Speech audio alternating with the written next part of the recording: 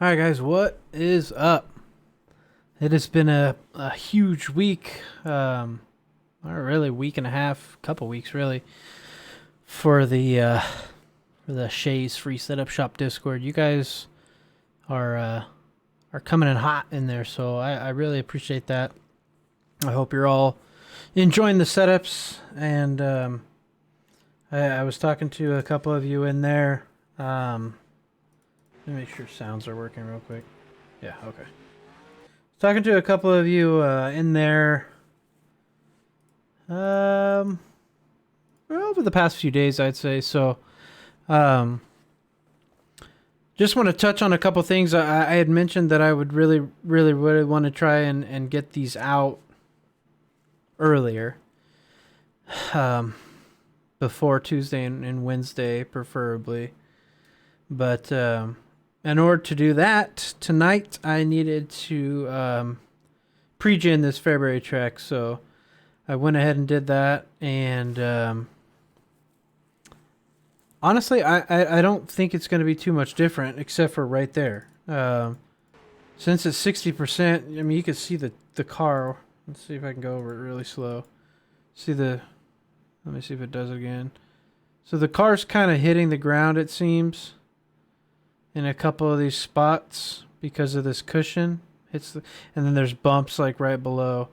That's not something you should have to worry about in a track that's naturally worn in. So take that into consideration, that you're going to see my car probably bounce and scrape the bottom a little bit every now and then, but it's not something you should have to worry about in an official that starts with maybe slight usage or light usage, whatever it is.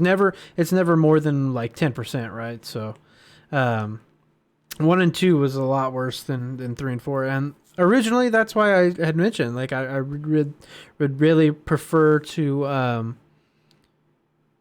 make it where I did these on a practice track that was more naturally worn in. But for time's sake, I just wanted to get this out and hopefully still bring you a pretty good product. Here looks like optimal lap times were like 11.4s. You can see I hit it, maybe half the time, and then it sneak into the fives a little bit, and then a couple, missteps on a 6 there. But 11.4s and 11.5s at 60%. And pretty happy with where the setup felt. Like I mentioned, I didn't even notice until I watched the replay a little bit before this that the car was like, I knew it was bouncing really hard in 1 and 2, and I just thought it was like bumps on the inside of my, like, right where my left front was running. Right there, where you could see it happen. And looking back on it now, I mean, full speed, it still feels like it's the left front, popping up and down on ruts or pre-gen slick on a taller cushion than you're going to have to worry about. So go ahead and look at the setup here. 0 inches of front stagger to help us turn in. Good old tight corners at Fairbury. I had mentioned a few weeks ago that this is one of the places I do this at, and there it is. We're going 11 stagger. That's just because you're going to be around the top more so than anywhere else. And I think, really in my mind, it's not really going to be bottom come feature time ever. So keeping it at 11 stagger kind of really helps it hold up on the cushion all the way around. It doesn't, throw you off, and it doesn't get too tight. You can really use the gear and the slickness to spin you if you need to. So the other thing is cut down line. You're not going to want too much stagger if you get marbles, coming out of the corners through here where you'd cut down. You don't want a ton of stagger there when you're trying to, really roll straight. So, and then the chassis side of things, we're going 30 wing. A couple of you had mentioned, let me turn this off again. I did this last week too. A couple of you had mentioned the car was really tight. I think it was Lernerville setup or something. And I had said like I was building these for super slick tracks.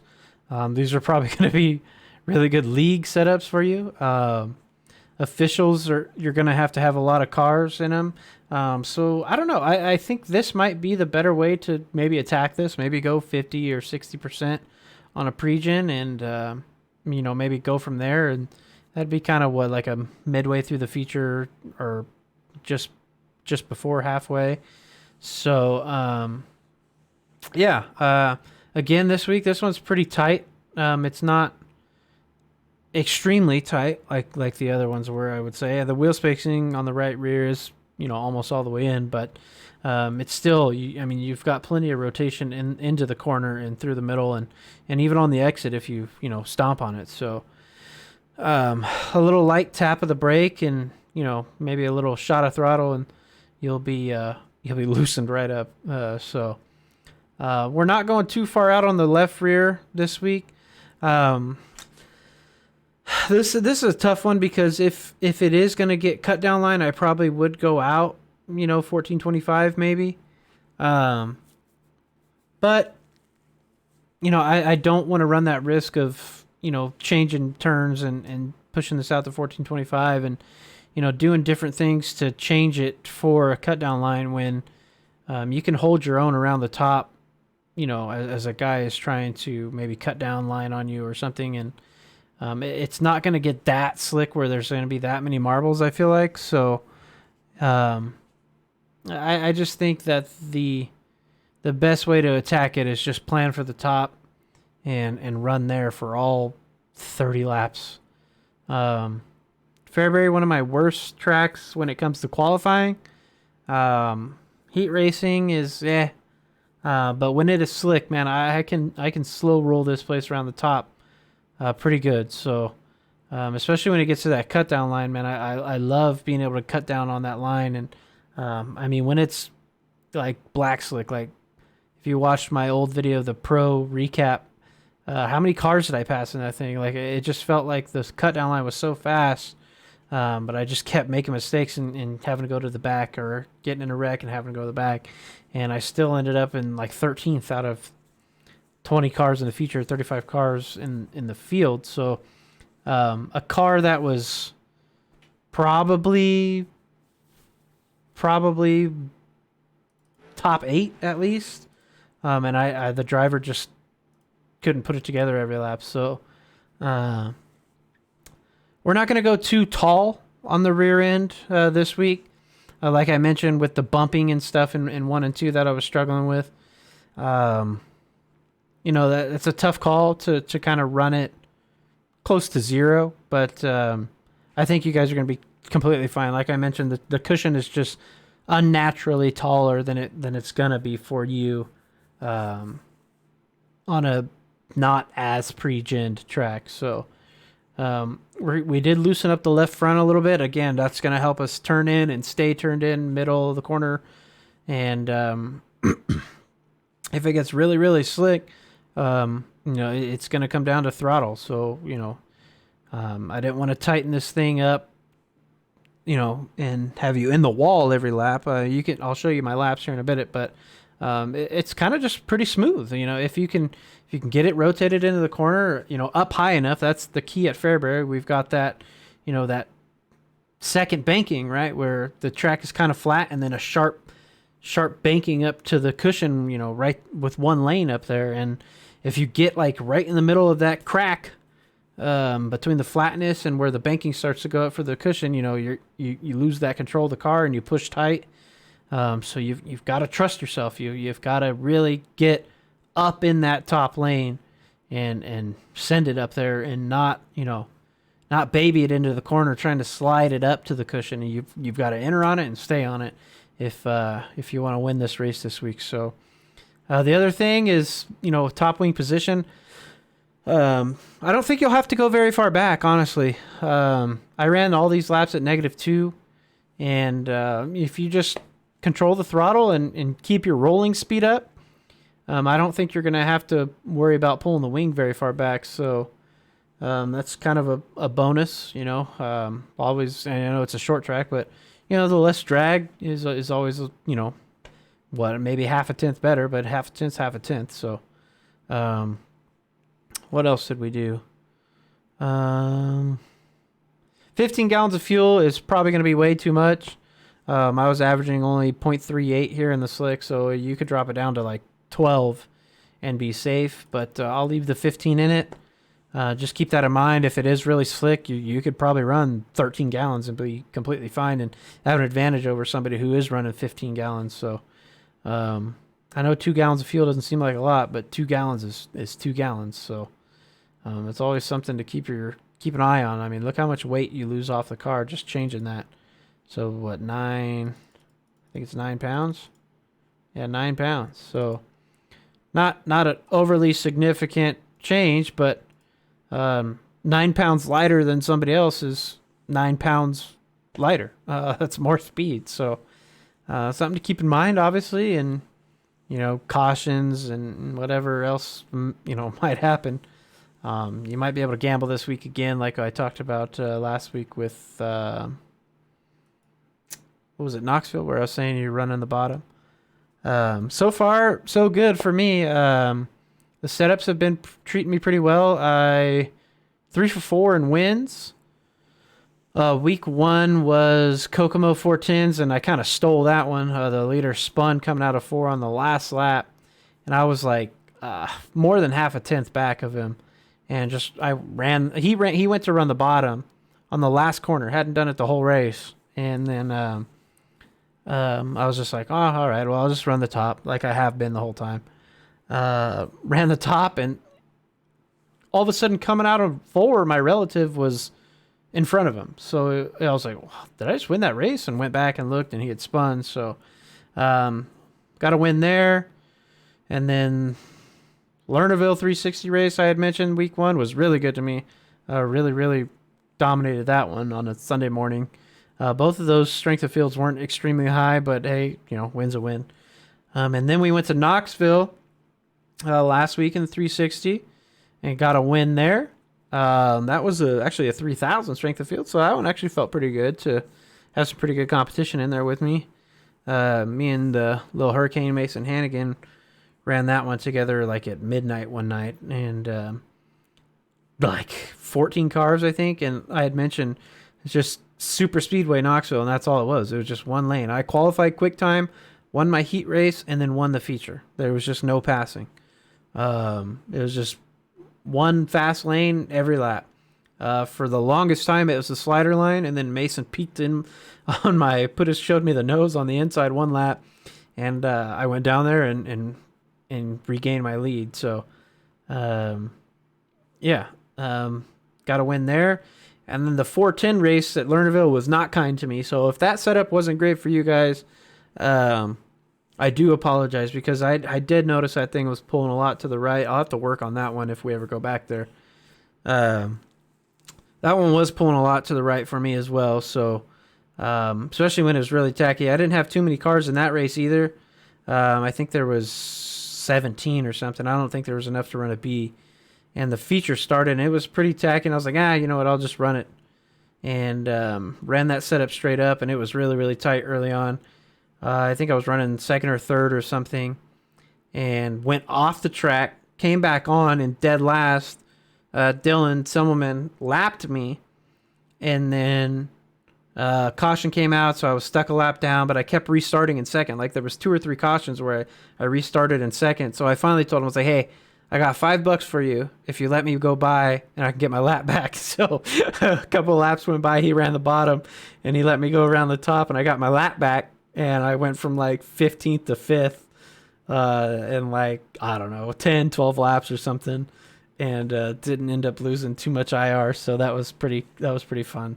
The setup came in though once it got really slick.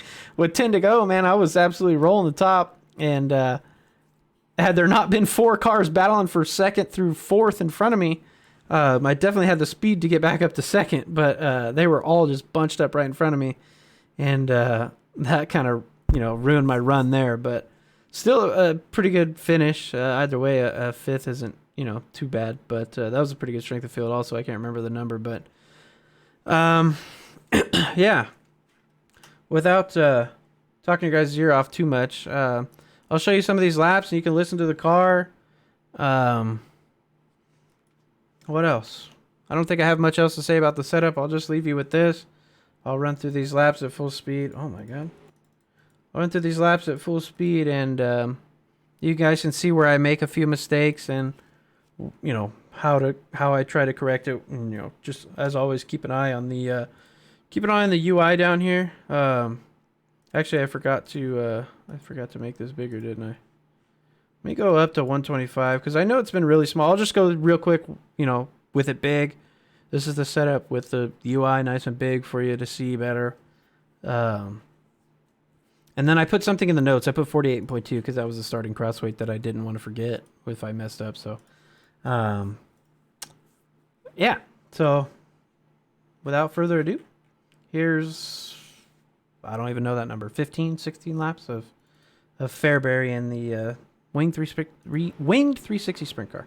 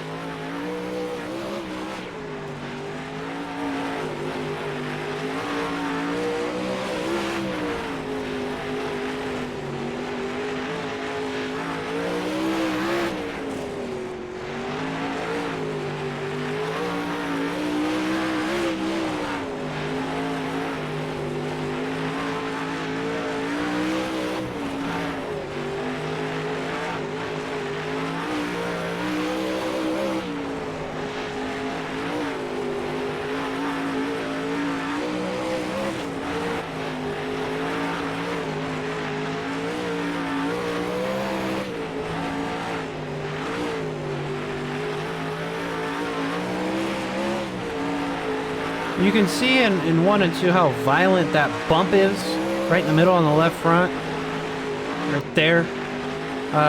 Like I said, I just want to repeat myself. You shouldn't have to deal with that in the official race. If you do, you might have to raise the car up, but I don't think it's a ride height issue. I just think it's a pre-gen issue, and you know, I don't want to soften up that left front shock too much and make the car too loose. So. It was just something I was kind of battling every lap and, you know, having to deal with.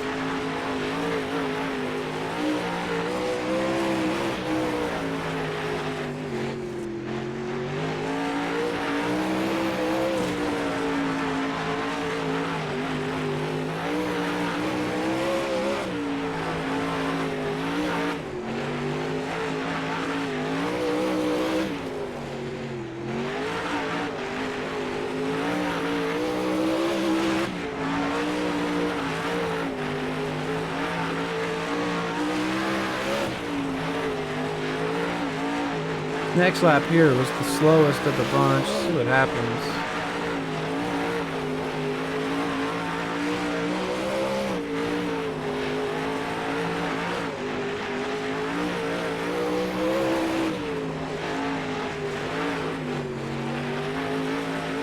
It's subtle, but the exit on 2 wasn't great, and I was too low.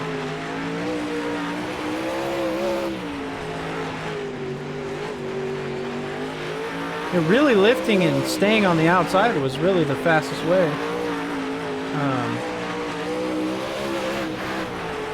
Controlling the throttle and staying all the way out here was way faster than trying to get back into the throttle too quickly.